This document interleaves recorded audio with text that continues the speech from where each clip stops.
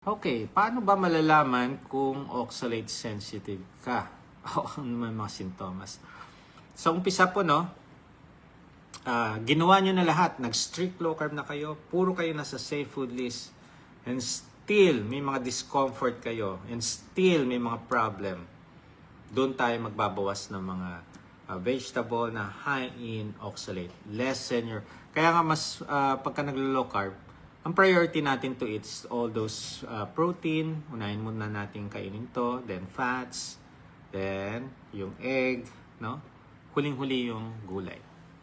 So, malalaman natin. Pagka na-lessen yung mga vegetable high in oxalate, makikita nyo yung improvement agad sa inyong health.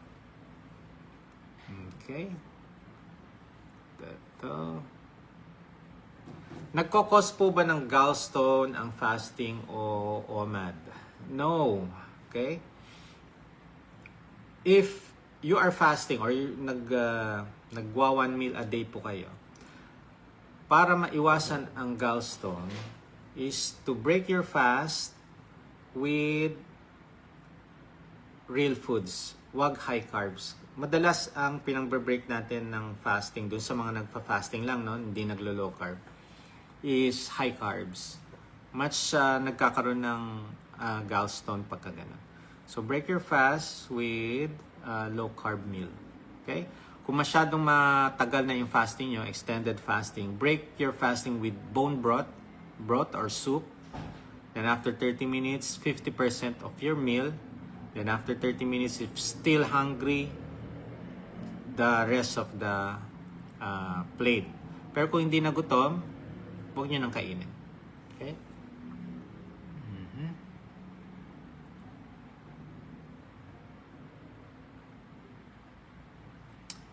If may mga benign tumor, okay naman po ang egg chicken. Hindi naman ano yan.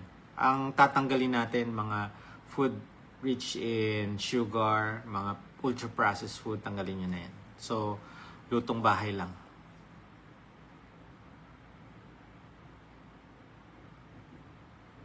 Ayun, isa pang tip, no?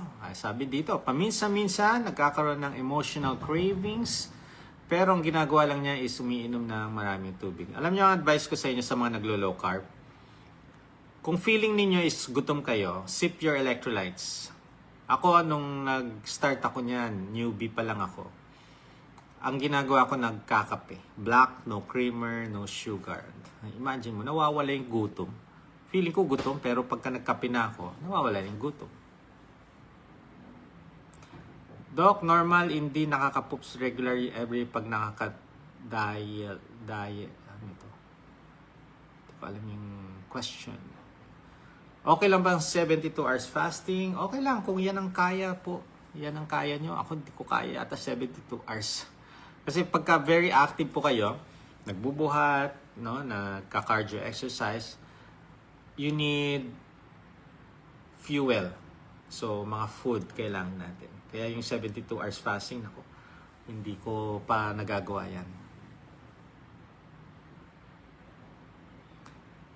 Doc, paano po maiwasan na di mauhaw? CKD dialysis patients po ako. Okay. Oo nga, no? So, ang importante po dito, no, is may electrolytes and may plain water. Kadalasan sa mga nagda-dialysis na mga naglo-low carb, bagsak ang inyong mga sodium, bagsak ang salt. Kaya you need to drink your electrolytes. No? Hindi po masama yan dahil diluted na po siya sa 1 liter and it's only a 1/4 teaspoon lang. Okay? Yung iba natatakot eh.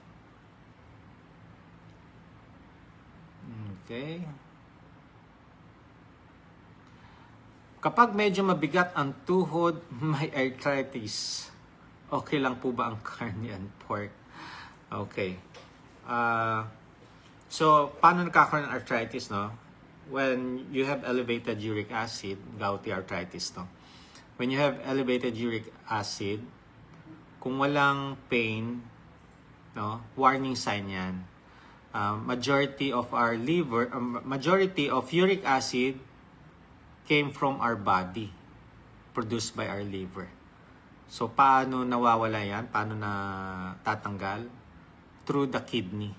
So, you need to drink enough water, no? Para ma-flush out yan, para bumaba. Pag mabigat, hindi naman ibig sabihin may arthritis. Pag mabigat ang tuhod, baka naman sedentary. Hindi kayo gumagalaw, walang exercise, hindi kayo nagwo-walking, walang resistance exercise. You do some squat, lunges, no?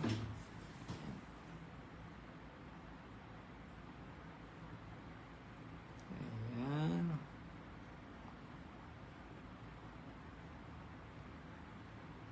Okay. May SLE po ako, Doc. Asking ko lang if lifetime na ba yung mga gamot ko sa SLE, Doc. Yes. Okay, lupus po yan. So, lahat ng organs, no? Kahit skin nga apektado yan. Kaya nga, ang importante dito sa mga may lupus is improve your immune system. Kasi yung immune system mo ang nagda-damage dun sa katawan niyo. So, do low carb, strict.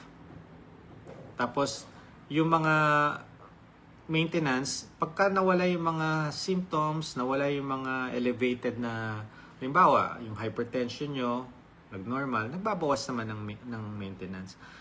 Yung uric acid, pag mataas, or pag nag-normal, magbabawas din. No? So, ang importante is, may reason para magtanggal ng maintenance. So, magbigay ka ng reason para matanggalan ng maintenance. Okay?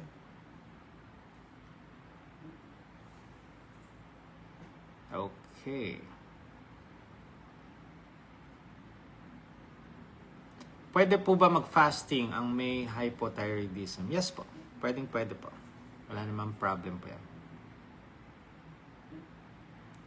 Doc, okay lang keto diet na sugar at creamer. Okay, kung wala po kayong health condition, pwede siguro yung mga natural sugar. Tapos yung creamer. Siguro all-purpose creamer, nasa Quotient food list yan. Hindi yan daily.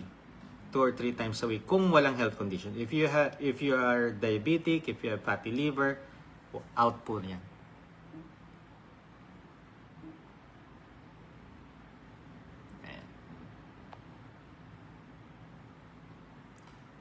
Ask ko lang po, mataas ang cholesterol ko, 500. Pero triglycerides, HDL, okay. Mataas din ang triglycerides, no? Ang pinaka-dangerous dyan is the triglycerides and a low HDL. Pero sabi mo, mataas naman ang HDL mo. So, you can lower your cholesterol, no? Natural way. How? Do fasting and do exercise. Diyan lang, meron ng changes dyan. Pero kung mababang triglycerides, mataas HDL, nothing to worry. As long as you're not diabetic. Mas takot pa ako sa mataas na sugar. Okay?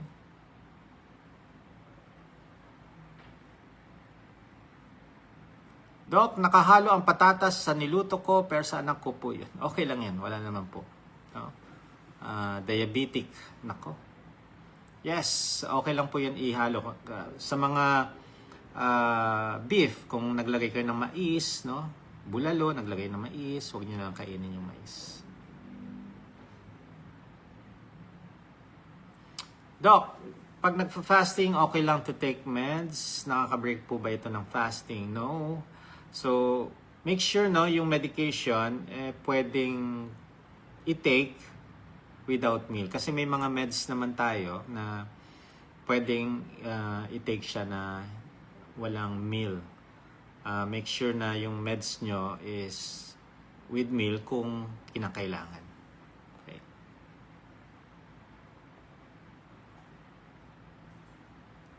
Okay. Paano kung may heart failure ang isang ang dapat niyang kainin?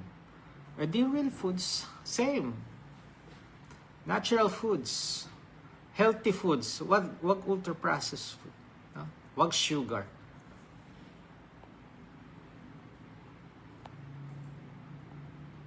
Doc, 2 beses na lang akong kumain sa isang araw. Wow, pareho tayo. Doc, pwede po ba mag-low carb, mataas ang creatinine at ito po yung kidney? Okay. Yes po, but you need to be guided and monitored po, no?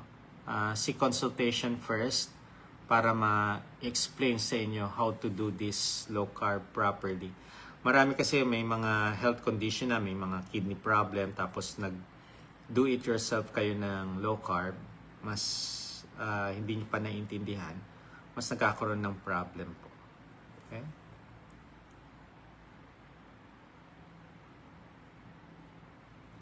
Okay.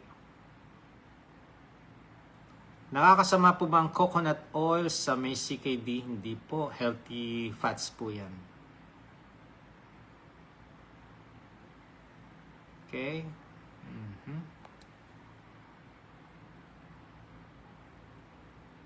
Okay. Uy, 642 uric acid ang question dyan. Meron bang pain? May inflammation ba? Seek consultation, no? Pag ganyan, no? Taas ng uric acid, tanggalin nyo na yung mga high carbs, mga ultra-processed food, mga sugar. Iwasan yung mga fruits, except strawberry, berries, and avocado. Iwas kayo sa fruits. Mga fruits nagpapataas din ng uric acid. Then drink your fluids. Huwag kayo ma-dehydrate. Okay.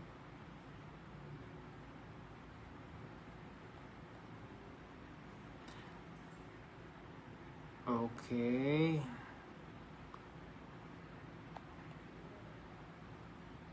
For low carb diet, may effect sa bowel movement.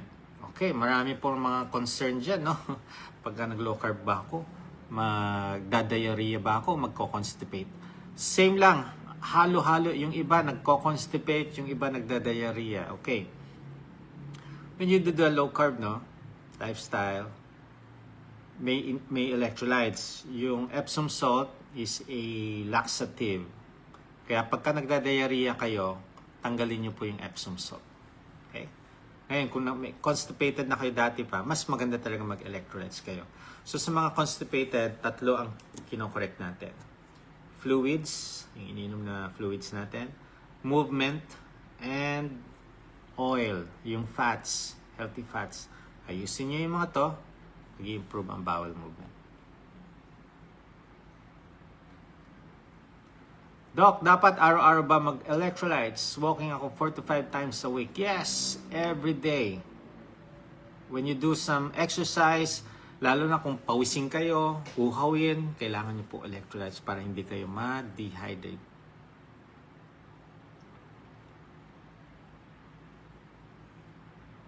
Okay.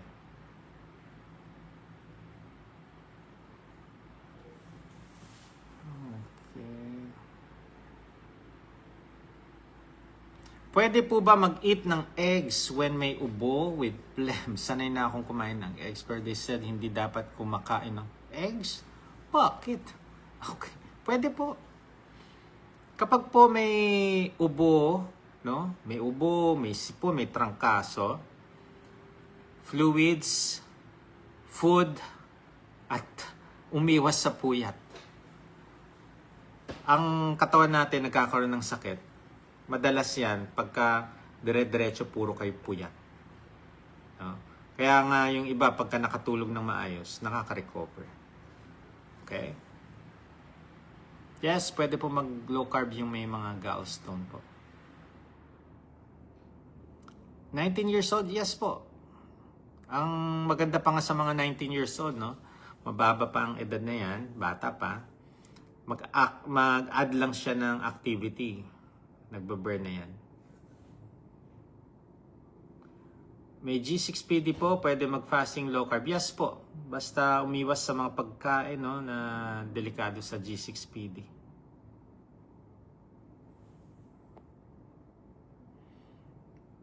Okay. Uy, 10.45 uric acid. Taas.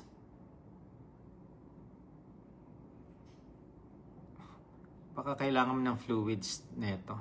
Okay? Oo. Alright. Doc, bakit po ako nagkaroon ng pasa? Okay. Ang pasa, no, pwedeng tumama. Basta yung mga nasa outer part ng katawan natin. Pwede kasi yan nabangga sa pintuan, no? Kaya nagkakapasa. So, tingnan natin.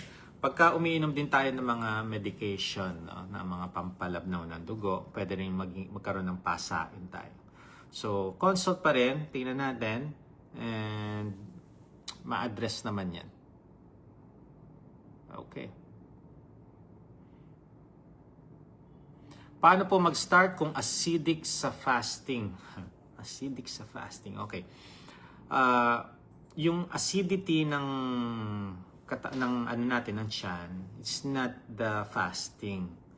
Yung acidity is dun sa mga high carbs na kinakain ninyo. Dun sa mga sugar food na kinakain ninyo. Kasi when you are hungry, no, mahirap mag-fasting. Pagka gutom ka, hindi mo dapat pabayaan yan. Eat. Okay? Pero yung iba dyan, when you start the low carb, pag feeling nyo gutom, try to sip your electrolytes. Baka uhaw lang or dehydrated. So kung after 30 minutes still feeling gutom, kumain na. Okay? 6.45 FBS, need po ba agad metformin? Ako hindi muna ako nagbibigay. I-advise ko muna sa patient, no? Change what you eat.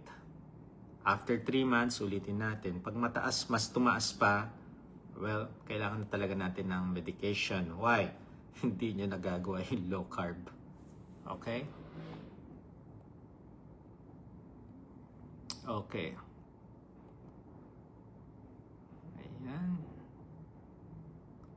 CKD with gouty arthritis po ang husband ko, Doc. We're from Talisay, Cebu. Okay lang po ba ang low carb sa kanya? Yes, okay po ang low carb. You just need to have consultation para ma-explain lahat. Kasi hindi pwedeng gumagaya lang kayo. Hindi. Kailangan maituro. Magugulat kayo.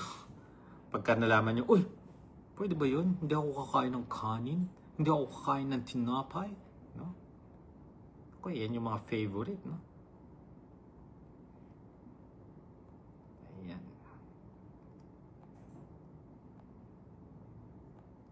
Okay, bakit ba 2 or 3 times a week? Bakit nga ba 2 or 3 times a week lang pwede kumain ng nuts, no? Alam mo, nuts, number 1 food sa akin, sa akin. Cravings bumabalik sa akin. Imagine mo, no? Nag-stock ako ng nuts. Lalagay ko, stock ko lang yan. Handful, no? 2 or 3 times a week. Aba, handful nga. Pagbalik ko sa kusina, nakita ko yung nuts, kuha uli ako. Yan ang hindi ko mapigilan. Kaya, never na ako nag-stock ng nuts.